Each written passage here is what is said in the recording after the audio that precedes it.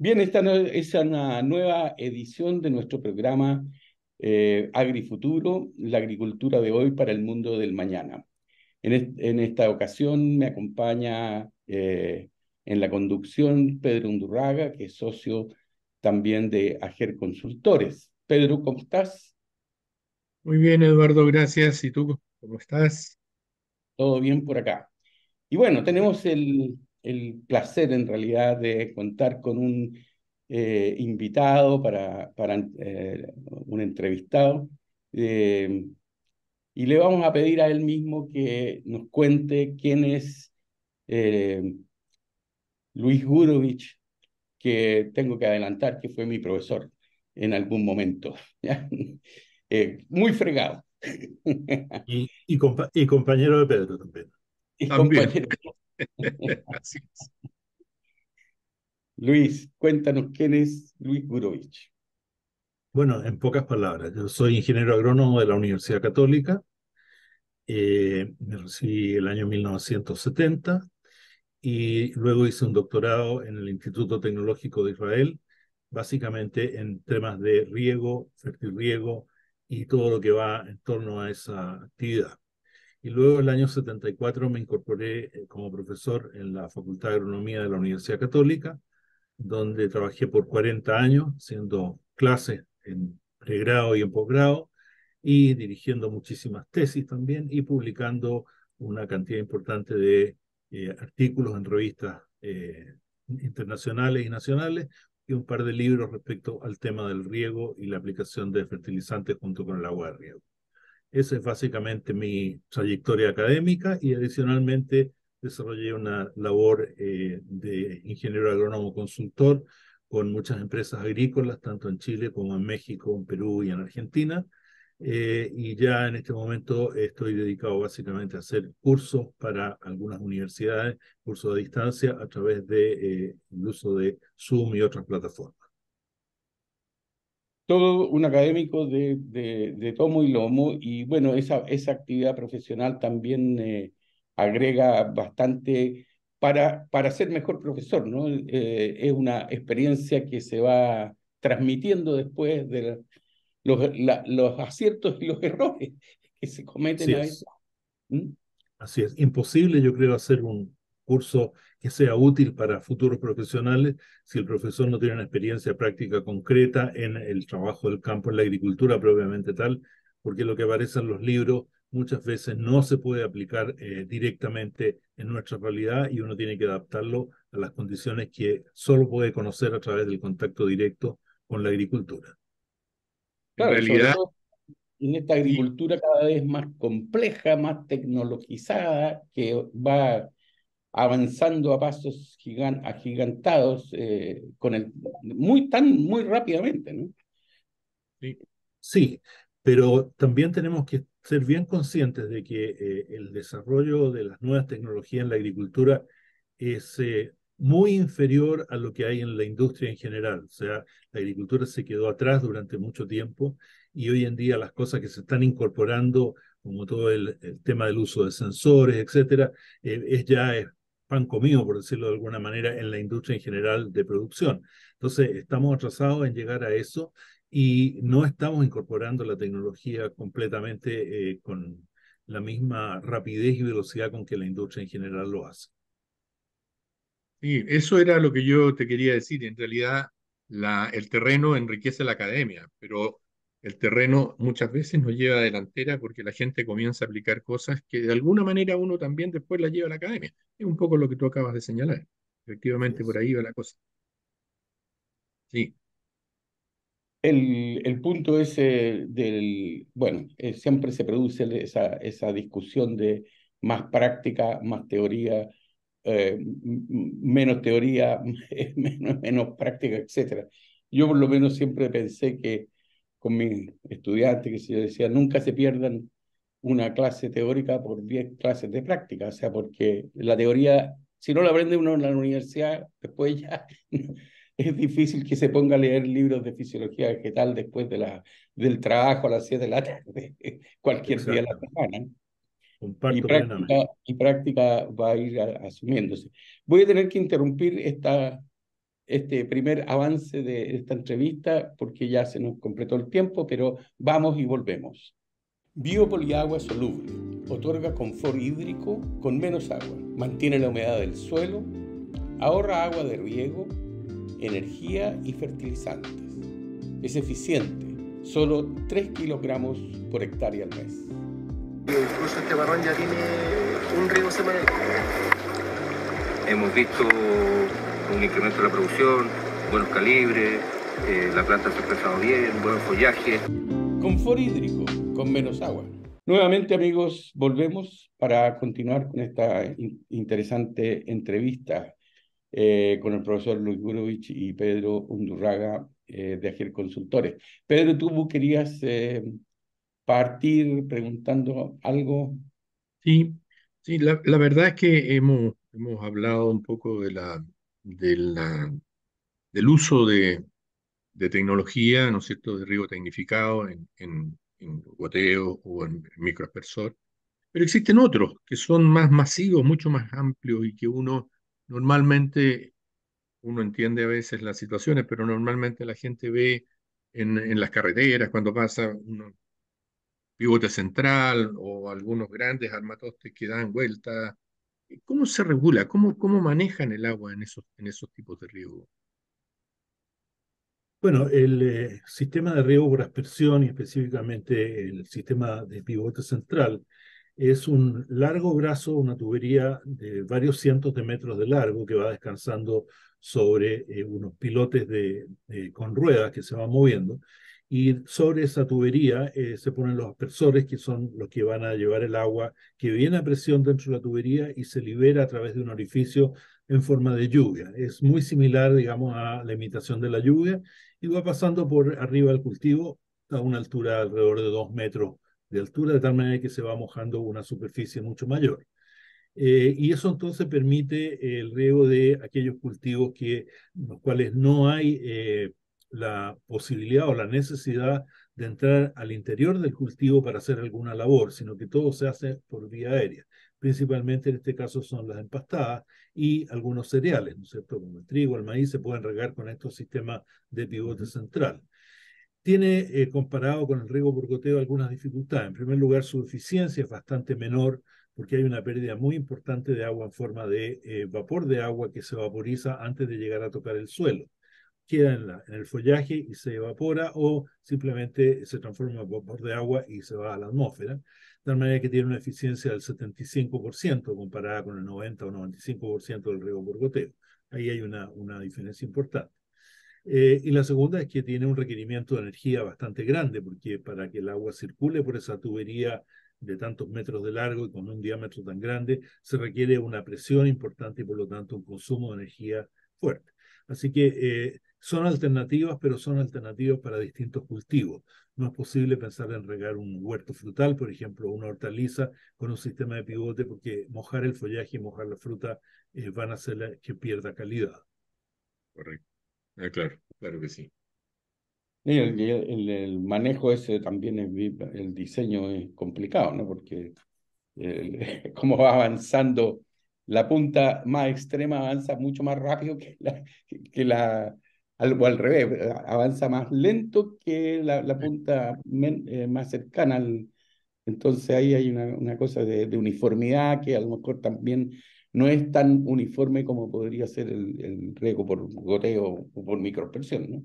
No, es altamente uniforme, tiene una buena uniformidad en la aplicación y eso se logra básicamente con que cada torre tiene un motor Propio. independiente y por lo tanto tienen distintas velocidades de movimiento, yendo mucho Ah, más rápido la que está más alejada del centro. Esa es la manera entonces de lograr la uniformidad. Y otro punto muy importante es que ningún aspersor tiene la misma descarga que el otro, sino que los aspersores que están más cerca del pozo, de la fuente de agua, van a tener una descarga determinada y los otros van a tener una descarga mucho mayor a medida que nos vamos alejando. Entonces, la uniformidad sí está cubierta. pero es Así es. bastante más complejo regularla. Sí, es más complejo regularla que en el caso de los otros sistemas de riego, efectivamente, sí. Claro que sí. El diseño Oye, es mucho. una consulta. De alguna manera, cuando hablamos de riego por goteo y riego por microaspersión, estamos hablando de tratar de uniformar el riego en cada una de las plantas, digámoslo así, ¿no? Em, Dentro de ese marco, ¿hay algún sistema que permita tener en cuenta que cada planta recibe la misma cantidad de agua? ¿Cómo se maneja eso efectivamente? Bueno, el diseño de los sistemas de riego justamente apunta a eso, a que independientemente de donde te encuentres en el campo, cada planta va a recibir la cantidad de agua precisa que necesita la planta. De tal manera que es posible lograr un desarrollo más uniforme del cultivo y una productividad más uniforme a lo largo del campo. Y muchas veces los aumentos de producción que se han conseguido en función del cambio de los sistemas de riego justamente apunta a que se ha logrado una mejor uniformidad en la aplicación. Ese es básicamente el sistema. Por lo tanto, es un tema básicamente de diseño hidráulico. Con un buen diseño hidráulico, tú tienes la seguridad de que todos los emisores están entregando la misma cantidad de agua a la misma presión. Ese es el principio que hay detrás de esto. Bien. ¿Y en el Ya, tiempo eso se mantiene? Sí, en el tiempo se mantiene si es que se mantiene, que se hace un mantenimiento adecuado del equipo. Después de todo, no es más que una máquina y todas las máquinas necesitan mantención, cambio de repuesto, etcétera. Si se hace esa mantención como están los estándares establecidos, eso puede durar y tenemos equipos que ya llevan más de 20 años funcionando. Están obsoletos desde el punto de vista de la tecnología nueva, pero siguen cumpliendo su función para la cual fueron instalados. También hay otros equipos que han durado 3 años, han tenido que botarlos a la basura porque se han manejado mal, no se les ha hecho mantención y son cosas que ocurren.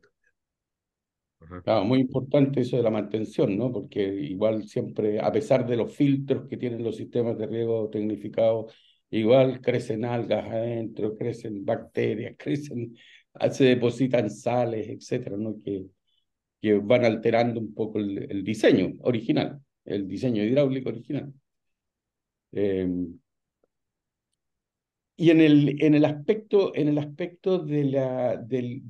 la eficiencia de uso del agua en términos generales, o sea, porque lo que estamos hablando ahora siempre se refiere más bien al predio, a la parcela, al fondo, como quiera llamarlo. Pero a nivel de las cuencas o a nivel de los grandes sectores, ¿qué te parece? ¿Cómo está eso?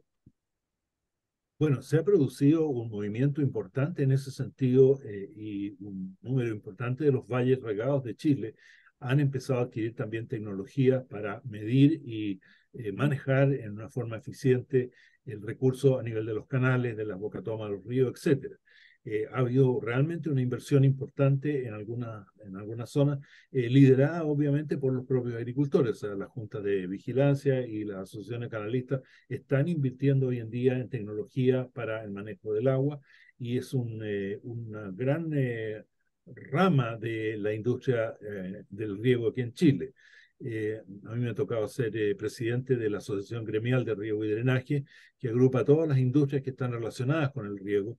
Y la verdad es que una parte importante de los negocios en los últimos años ha sido justamente la inversión regional, tanto como la inversión a nivel predial, pero la inversión regional ha sido importante. Mira, tengo la siguiente problema, digamos, o sea, a respecto de eso. Eh, lo que sucede en Israel, por ejemplo, y también en España, que lo he tenido ocasión de recorrer hace poco. Eh, Toda la ingeniería que tenía España hace 30 o 20 años atrás, la ingeniería extrapredial, estoy hablando, la reemplazaron prácticamente en todas partes por entubamiento subterráneo en que pueden manejar incluso los usuarios en muchos casos no necesitan bomba porque el agua les llega a presión, medida, tienen su cuota de agua que se va utilizando durante la temporada. O sea, súper. En cambio, aquí veo que se hacen inversiones como las que estabas hablando tú, pero que solucionan un poquito, es como un parche curita, digamos, mirado desde la perspectiva esa, pensando que estamos en una situación de sequía, en un cambio climático, etcétera. ¿Qué te parece eso? Porque hay alguna gente que dice que no, eso no se puede hacer, qué sé yo. Bueno, mira, la verdad es que, tal como tú dices, en otras partes del mundo la falta de agua o la necesidad de agua, depende del punto de vista de donde lo mire, ha sido el motor de esta incorporación cada vez mayor de tecnologías para ahorrar agua y para conducirla sin pérdida y para mantener la calidad del agua, etcétera. Y en nuestro país esa situación no se ha dado con la intensidad que se requiere, porque la verdad es que la agricultura como industria es una industria más bien marginal en la economía nacional, a pesar de su gran impacto en las fuentes de trabajo, etcétera, pero no tiene la rentabilidad que tienen otras partes y por lo tanto no se puede financiar estas obras que tú mencionas de entubar canales y de hacer represas de tamaño intermedio compartidas por algunos agricultores. Todo eso son inversiones que los cultivos, así como está dada la situación, no van a financiar esa infraestructura. Así que es un asunto de necesidad que va a llevar a hacer las inversiones cuando corresponda. Por el momento es muy difícil pensar en qué rentabilidad pueden tener esas inversiones aquí en Chile. Yo he conocido un lugar en Chile en que sí lo hicieron, con apoyo de la ley de fomento y la Comisión Nacional de Riego y todo, y duplicaron la superficie que era posible regar con la misma cantidad de agua. O sea, una cuestión increíble, digamos. O sea, claro, hay que invertir, por supuesto, y a lo mejor tú tienes toda la razón que la rentabilidad no es suficiente como para financiarlo masivamente, ¿no? Bueno, Yo creo que las necesidades de alguna manera, Eduardo, van generando las inversiones. No cabe duda que en un momento determinado ampliar el riego en Chile, o sea, la superficie regada en Chile era muy importante y eso ayudó a que efectivamente la tecnología del riego tecnificado pudiera difundirse con mayor facilidad, porque cambiaron los precios, cambió el orden de, como te dijera, de clasificación de los suelos con una tecnología nueva, donde tenías agua en aquellos lugares donde antes no había. Yo creo que todo eso se va dando de acuerdo al avance. Eh, yo tengo un par de preguntas que hacerle al pero respecto. las vamos a Creo que tener que estamos dejar para el siguiente segmento, Pedro, porque exactamente. ya se nos acabó el tiempo nuevamente. Así que vamos y volvemos una vez más. Muy bien. Hola, soy Alberto Cortés, ingeniero agrónomo y administrador técnico de la Estación Experimental La Palma de la Pontificia Universidad Católica del Paraíso. Contamos con 50 hectáreas de superficie tanto de huertos frutales como un vivero de frutales subtropicales acá en la zona de Quillota.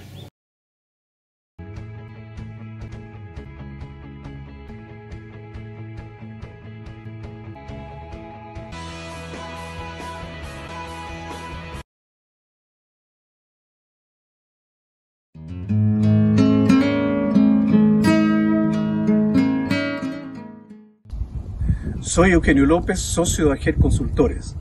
Los agroecosistemas conviven en una serie de organismos vivos, plagas, enemigos naturales, insectos polinizadores, entre otros. ¿Cómo combatir las plagas sin dañar a la fauna útil?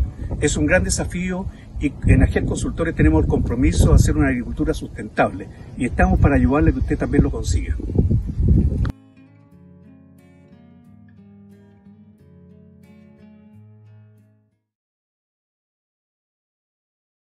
Bien, amigos, llegamos al último segmento de esta entrevista. Por lo tanto, vamos a tener que aprovechar todos los segundos para que nuestro invitado nos cuente más sus puntos de vista y sus experiencias. Pedro, querías hacer una pregunta, me parece. Sí, yo no puedo dejar de consultarle a Luis, dada la experiencia y los tiempos que ha recorrido en esta profesión y en esta dedicación y vocación que ha tenido por el agua. Chile ha sufrido sequía de hace muchos años y se puso en la palestra durante mucho tiempo las alternativas de desalar agua, las alternativas de traer agua del sur por la cordillera o por el mar, ¿no es cierto?, mediante tuberías subterráneas. ¿Qué te ha parecido toda esta situación, Luis, respecto a esto de traer agua de otros lados, de desalar el mar? Bueno, las experiencias de trasvases entre cuencas, si se conoce el término, ¿no es cierto?, de traer agua de un lugar al otro, son en general complejas a nivel mundial porque de alguna parte sale el agua, que hoy día se usa en un lugar o se mal usa, si tú quieres, para llevarla a otro. Y eso entonces tiene varias dificultades desde el punto de vista organizativo, de gobernanza del agua, etcétera.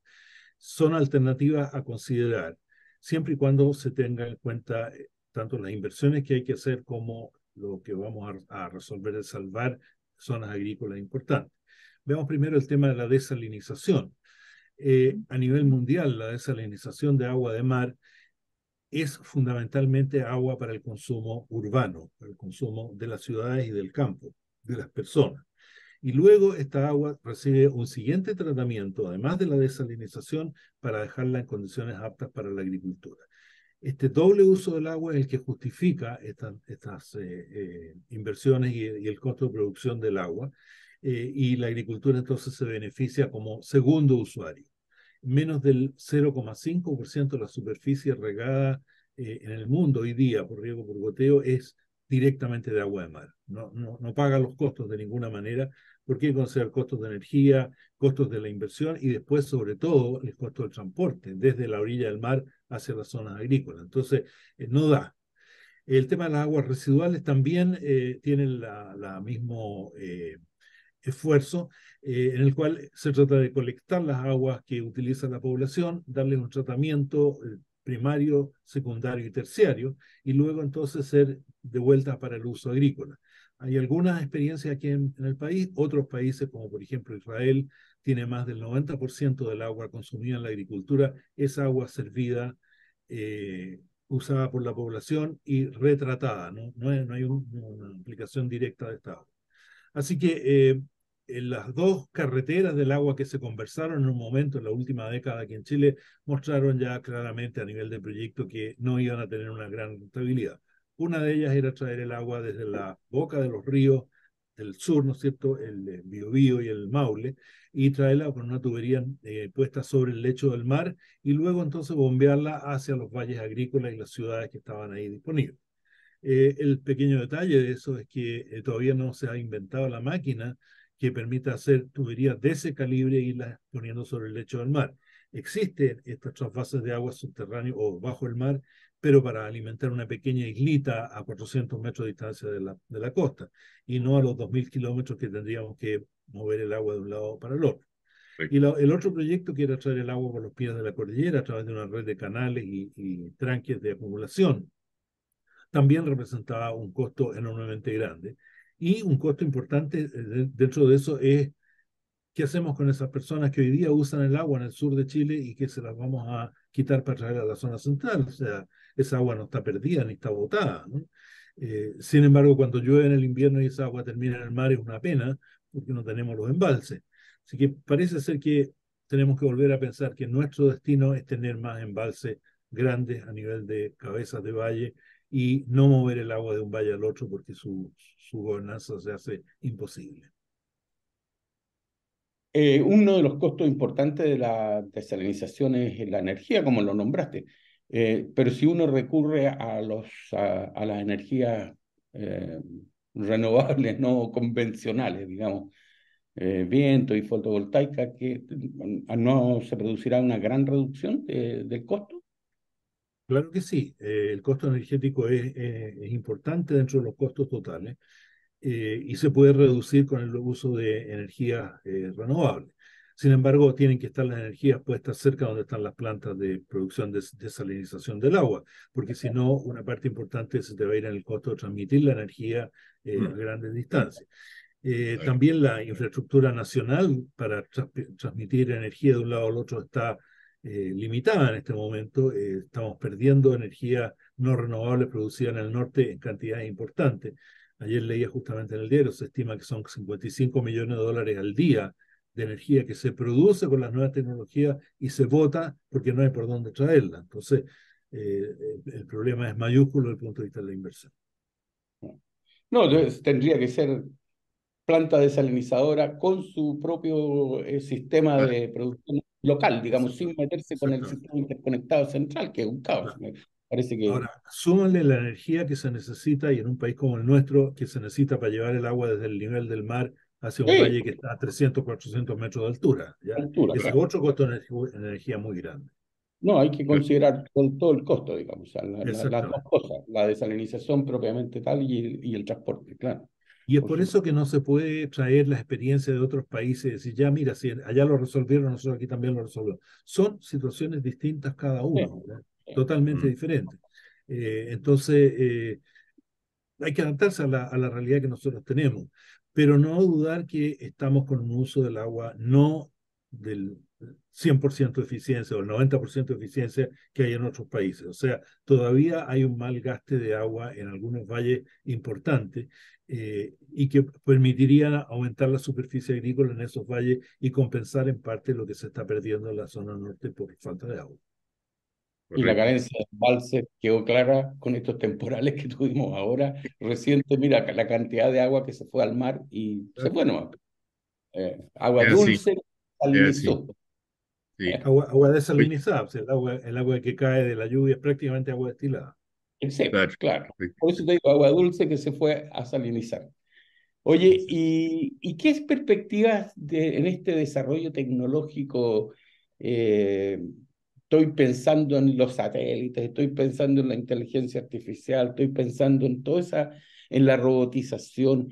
¿Cómo lo ves, Lucho, tú en los próximos futuros o en los Bueno, próximos? el futuro se pinta bueno en el sentido de que el crecimiento de la población humana hace que la necesidad de alimentos vaya creciendo. Y eso Claro. significa más agricultura y agricultura más eficiente y más productiva.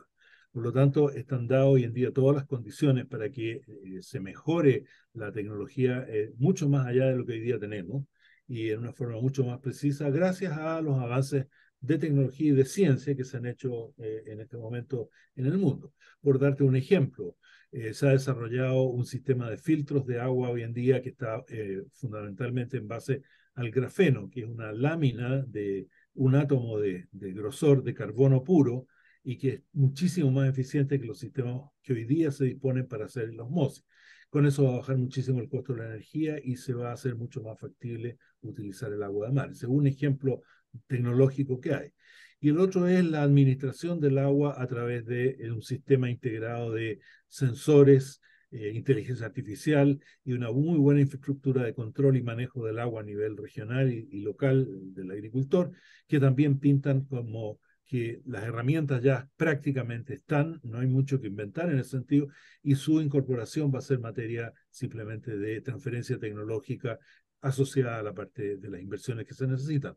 Pero mirándolo en una perspectiva de 10, 15 años, vamos a tener un cambio muy importante en nuestra agricultura desde el punto de vista tecnológico de manejo del agua.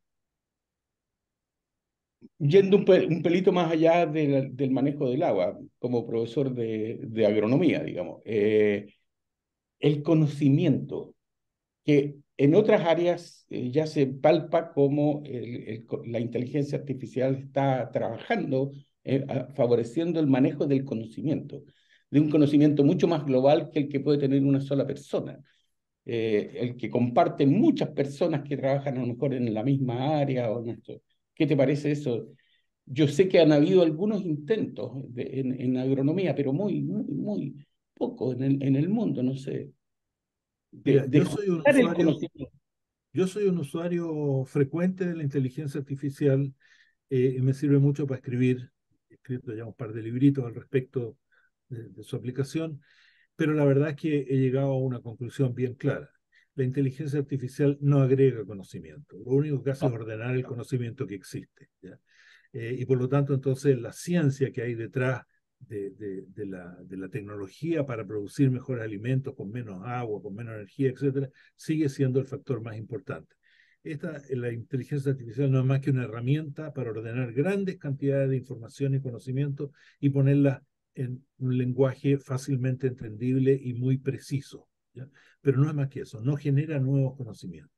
Pero en cambio tienes los tremendos desarrollos que hay en la parte genética, incluso la ingeniería genética, ya entrando a nivel de los genes propiamente tales, eh, ha sido una revolución y es una revolución diaria en los distintos cultivos agrícolas productores de alimentos, y eso ha tenido un impacto tremendo en la productividad de los cultivos.